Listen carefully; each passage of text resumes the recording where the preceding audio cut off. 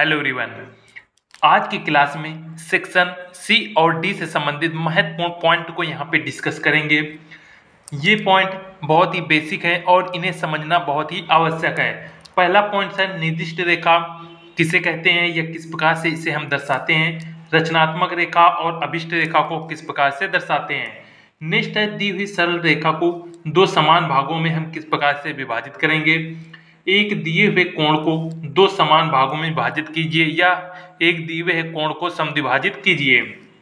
Next है दी हुई सरल रेखा AB पर दिए हुए बिंदु P से लंब की रचना कीजिए जबकि बिंदु P रेखा AB के बाहर लगभग उसके मध्य में स्थित हो।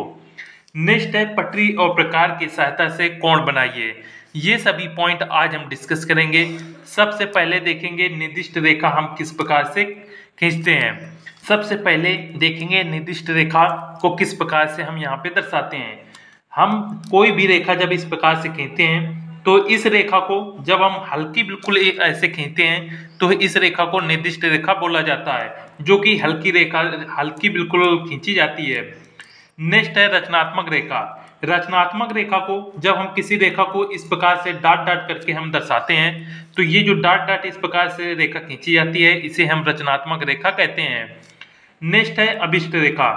अब किसी भी रेखा को जब हम बहुत ही गहरा करके इस प्रकार से खींचते हैं तो उसे हम अभिष्ट रेखा कहते हैं। याद रखिएगा, जब हम किसी रेखा को बिल्कुल हल्का खींचेंगे तो उसे निर्दिष्ट रेखा कहेंगे और बहुत ही डार्क करके खींचेंगे तो अभिष्ट रेखा कहते हैं। और जब हम किसी रेखा को डॉट डॉट इस प्रकार से करके हम दर्शाते हैं तो रचनात्मक रेखा कहते हैं।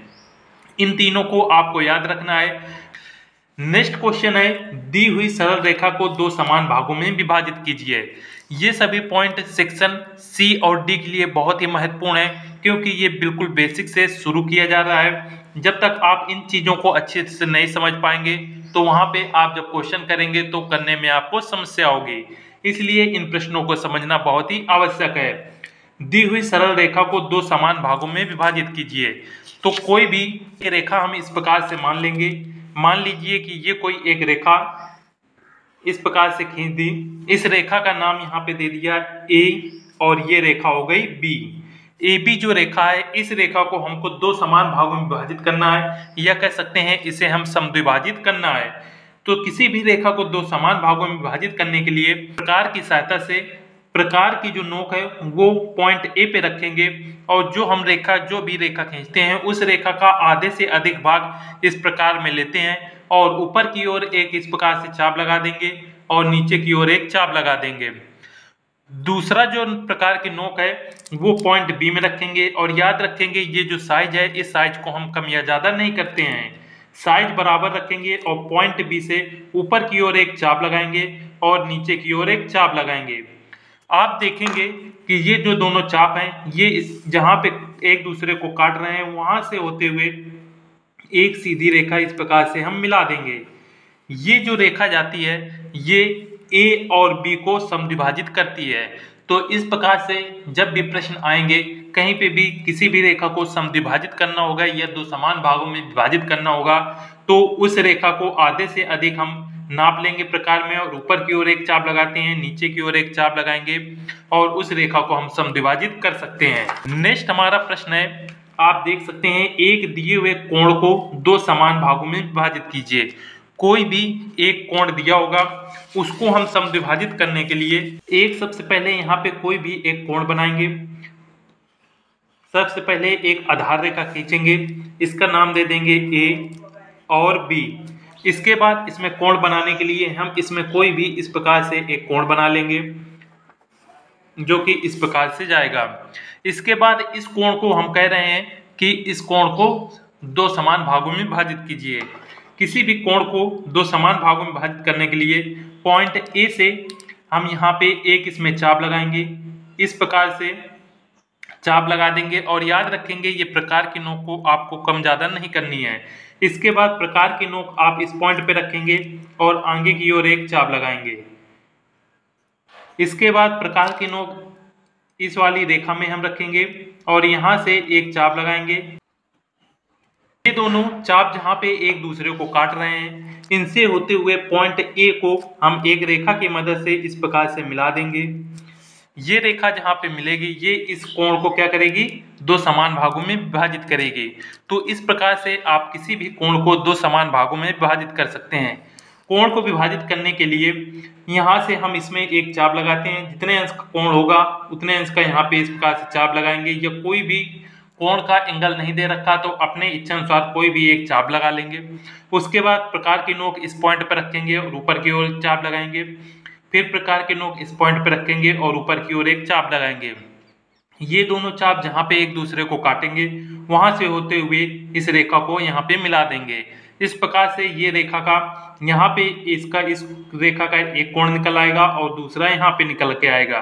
तो इस प्रकार से भी किसी भी कोण को हम समद्विभाजित कर सकते हैं या समान भागों में बांट सकते हैं। नेक्स्ट क्वेश्चन है कि दी हुई सरल रेखा AB पर दिए हुए बिंदु P से लंब की रचना कीजिए, जबकि बिंदु P रेखा AB के बाहर लगभग उसके मध्य में स्थित हो। हमें कोई एक सरल रेखा AB खींचनी है, उसके मध्य में कहीं पे भी रेखा के बाहर बिंदु P मानना है और उस P से होते हुए हमें एक लंब रेखा की रचना करनी है। तो सर्वप्रथम कोई भी हमें एक रेखा इस प्रकार से खींचेंगे। रेखा का नाम यहाँ पे दे देंगे, रेखा हो गई A और B। ये रेखा खींचने के बाद कहीं पर भी मान लीजिए इस बिंदु पर इसके मध्य में कहीं पे लगभग मध्य में ऊपर एक बिंदु इस प्रकार से मान लेंगे और इस बिंदु का नाम दे देंगे P। अब इस बिंदु P से हमें इस रेखा पे लंब खींचना है। तो लंब खींचने के लिए सबसे पहले इस बिंदु से हमें जो AB रेखा है इस AB रेखा पे कहीं पे भी इस प्रकार से एक यहाँ पे चाप लगाना है। याद रखिएगा ये चाप आपको इस प्रकार से लगाना है कि ये AB रेखा को दो जगह पे इस प्रकार से विभाजित करेगा। ये आप कहीं भी छोटा लगा सकते हैं या बड़ा, इसमें कोई भी अंतर नहीं आता है। इसके बाद जहाँ पे AB रेखा को ये काट रहा है चाप, उसके एक पॉइंट पे इस प्रकार से प्रकार की नोक रखेंगे और ऊपर की ओर एक चाप लगाएंगे और नीचे की ओर भी चाप लगा देंगे। उसके बाद प्रकार की नोक को कम ज्यादा नहीं करना है और दूसरा चाप जहाँ पे काट रहा है उससे होते हुए ऊपर की ओर एक चाप लगाएंगे और नीचे की ओर एक चाप लगाएंगे। ये चाप जहाँ पे एक दूसरे को काट रहे हैं उनसे होते हुए इस प्रकार से हम एक रेखा खींच देंगे। याद रखेंगे ये जो रेखा रहेगी ये इन दोनों चाप को जहाँ पे काटेंगे उससे होते हुए इस प्रकार से रेखा खींचेंगे। इसका नाम दे देंगे C और D। तो AB रेखा पर C और D लंब हैं। इस प्रकार से किसी भी रेखा पे हम लंब खींच सकते हैं। आपको याद रखना है जरूरी नहीं है कि ये जो हमने बिंदु P माना था उसी से होकर ये रेखा जाएगी, ऐसा नहीं है। ये बिंदु P आपको यहाँ पे भी आ सकता था और ये रेखा यहाँ से इसके मध्य बिंदु से यहाँ से जाना जरूरी है। AB के मध्य बिंदु से ये C और D रेखा जाएगी और उस पर लंब होगा। लंब खींचने के लिए कहीं पे भी जहाँ पे बिंदु P है या एक कोई भी पॉइंट मान लेते हैं उससे होते हुए AB रेखा पे इस प्रकार से एक चाप लगाएंगे। ये चाप आप इस प्रकार से एक छोटा भी लगा सकते हैं, इससे इसमें कोई किसी भी प्रकार का अंतर नहीं आता है। इसके बाद इस बिंदु से हम एक चाप ऊपर की ओर लगाते हैं और एक नीचे की ओर। उसके बाद प्रकार की नोक यहाँ पे रखेंगे और एक चाप नीचे के लगाएंगे, एक ऊपर की ओर। ये चाप जहाँ पे दोनों एक दूसरे को काटेंगे उससे होते हुए एक सीधी रेखा खींच देते हैं।